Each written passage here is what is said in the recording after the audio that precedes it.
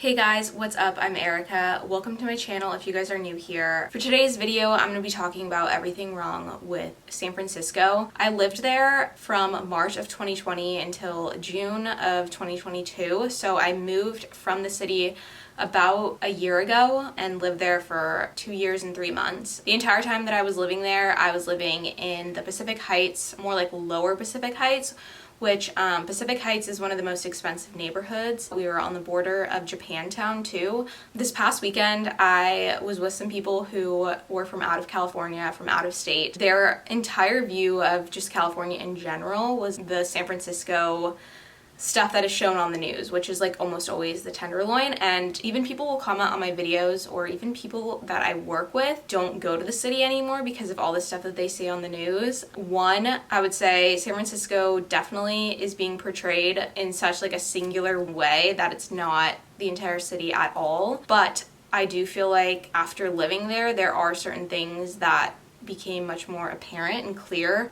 Some really big issues in San Francisco that I think have been a problem for a while, and a lot of people aren't seeing change, aren't seeing action, and that part is really frustrating, especially since if you visited or if you've lived there, it's a beautiful city and there is so much to offer there. And especially if you live in the Bay Area, this is like the big city of around here. You could honestly go and you could visit and you can avoid seeing all this stuff if you know where to go and everything. I feel like people are afraid to even visit or spend a day there, but for the most part you can have like a completely safe, great, amazing day and not even run into a lot of the issues that I'm going to bring up. Here's my hot take on San Francisco and everything wrong with it. I think one of the biggest issues is how dirty the city is, and this is like especially true in certain parts of the city. When I was living in Lower Pac Heights, it was not dirty, but my boyfriend was living in Nob Hill, which is close to like Union Square, and there it was a lot dirtier. By dirty, I mean like human waste and trash everywhere. Like I wouldn't really wear nice shoes out. I was always looking at the ground. You couldn't take your eyes off the sidewalk. I mean, including like trash on the ground, like needles. But that was definitely a very specific area, and that's not the case for the entire city. There are certain neighborhoods that you do that are more like that, like in Soma, in the Mission, in Nob Hill, somewhat into Chinatown, and just like all kind of around Market Street. But there are tons of other areas where it's so much less of an issue, and I feel like that is one of the biggest things portrayed that the media loves to focus on. Another thing that is even more basic than that is trash cans. Like I know that that would require them to hire people to empty trash cans and maintain that, but David and I would a lot of times like walk and get coffee in the morning and stuff and go on a long walk, and there was not a single place to throw out like our coffee cup when you're done with it, which is crazy because it just leads to people trashing the city. The next thing is the crime. I think a lot of people think it's a lot worse than it really is, but there are some huge issues as well. I personally got my car broken into when I was in the garage of the apartment complex that I was living in. People climbed through a little top window above our entry door to our apartment complex, and were able to climb through that and get into the garage from the inside. So I did have stuff in the back of my car, which is like the number one rule not to do. But because I was in the garage, I had just figured that it would be fine. But thankfully they didn't get into my trunk. They couldn't figure out how to get in there, and they only got into like the front side of my car, which didn't have anything that valuable. But I had my camera, this camera that I'm filming on, in the back, in the trunk, so they couldn't get in there and they couldn't steal it. My roommate's boyfriend, when he would come and visit, and would park on the street. And again, we were living in Pacific Heights, a very safe and nicer neighborhood compared to like a lot of the city. He got his car broken into, I think, 3+ times. I see a lot of videos on TikTok now, and watching them, it was so much worse than I've ever seen it. I never actually saw anyone break into a car, and I feel like TikTok makes it seem like people break in all the time in completely public places, and for the most part, I mean, I never saw it. I'm sure it does happen. I watched some TikTok video of people breaking into people's cars that were sitting all around a park, and they drove away in like an Audi, which I don't know if the car was stolen too, but I mean, when I first watched it, I was like, why are people who own an Audi smash and grabbing? Another big issue with that is just that the police don't do a whole ton about it. I'm not honestly sure what they could do about it, but I mean, I guess they could spend a lot more time investigating and actually finding the people that do this and actually getting them in trouble. Sometimes I think I start seeing a lot of videos on TikTok and the news, and San Francisco is like, looks totally different through that lens, and I start thinking like, oh my god, it's a terrible lost city, and then I will go there. I went there yesterday for brunch, and I mean, had a completely great experience. Another one of the big issues is that in San Francisco, they have a law that you can steal up to $950 worth of things. It is often never investigated, and so a lot of people do it, especially when my boyfriend was living in Union Square area. The CVS right there, everything was locked up. Toothpaste that was maybe $5 was locked up, which that was just annoying, because then you're in there just trying to get your most basic stuff and just get in, get out, and you have to ask someone for help for everything, because that's how much of an issue it is. And another annoying part of that is that there are a lot of prices that are inflated in the city, because these stores have to account for how much is getting stolen from them. We all end up paying these inflated prices to cover everybody else stealing. Another issue with San Francisco, which this is probably one of the most obvious things, is the homeless problem in San Francisco.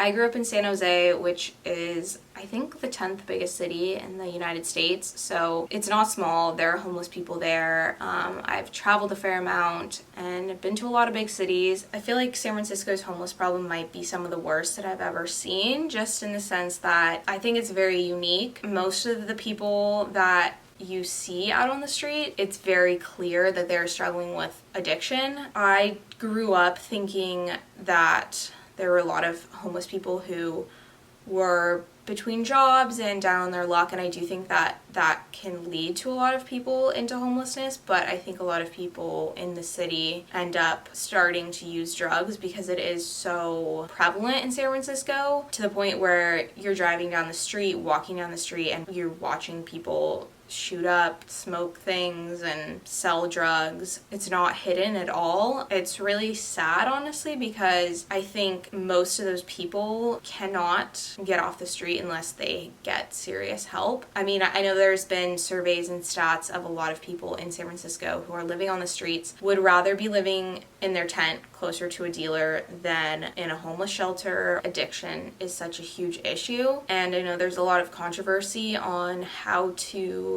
handle the problem, and I don't have the answer, but I just don't think that what's going on, the way that they're doing it, is not helping these people. The homeless population is only growing, so clearly what they're doing isn't working. And I was reading some articles about that San Francisco has an approach of wanting to allow more safe spaces for people to do drugs safely, and hoping that if they build like a rapport with people who are addicts, that they will eventually come around and say, I want to get help and I want to be better. I feel like it's not working. I don't know if a lot of these people have time to get to that place with how deadly a lot of these drugs are. I mean, without Narcan, there would be so many more deaths. I think a lot of people need to go and get serious help. I don't think that sending addicts to jail is the answer. Going to rehab would be the first step. We're not doing anybody favors by letting them live on the street. If we actually care about these people, I don't think they are honestly going to make it out when you see the conditions that they're living in and everything that goes on. Kind of piggybacking off of that, something that I do think is frustrating with the police in San Francisco is that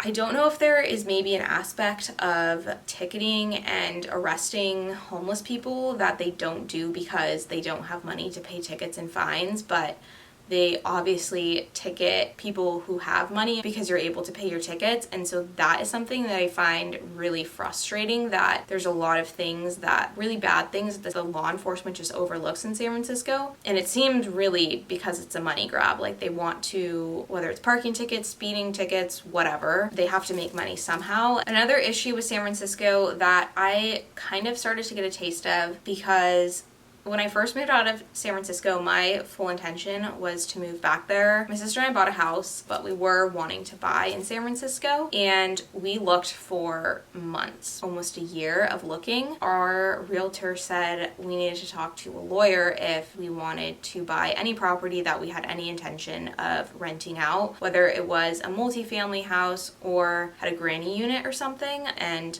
for the most part, we were looking at properties that had that to be able to afford a mortgage and stuff there. And when we did talk to a lawyer, it is one of the most unfriendly cities to landlords. I do think that tenants do need to be protected, and there are some really good laws. Some of it is a little bit extreme and absurd. Maxing out with Airbnb, you can't have like a granny unit that you're renting on Airbnb full time.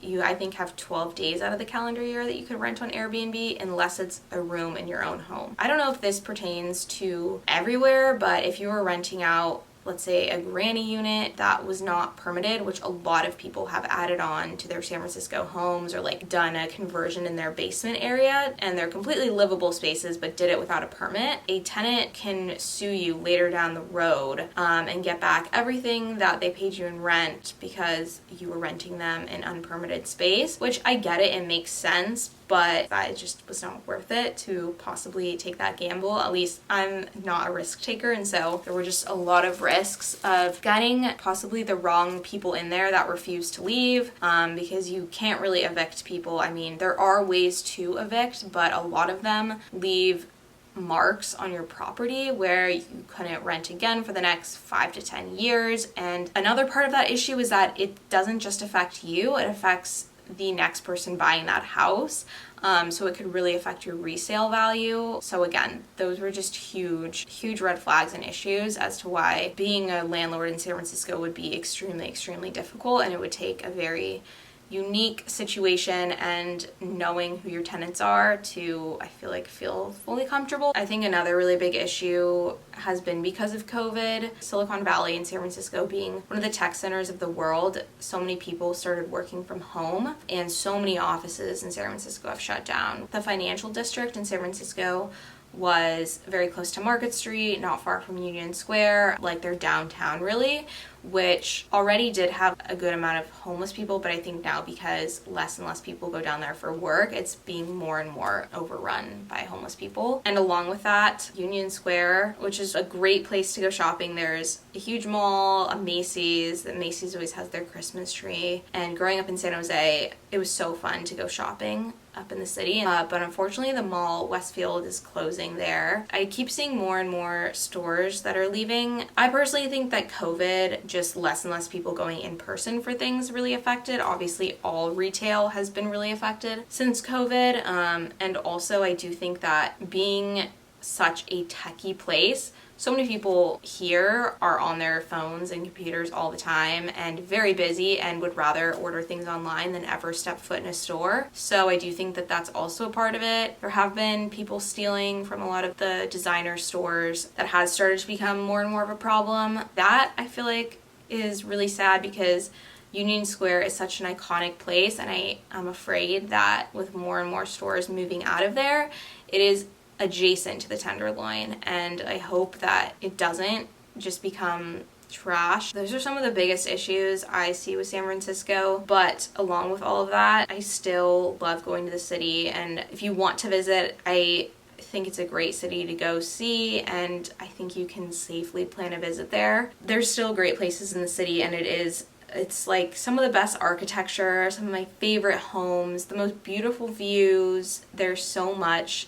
in that city that is so great, so I don't want to discourage people from going to visit. Thank you guys so much for watching. Let me know if you guys liked this video and if you want more like this. I will see you guys in my next video.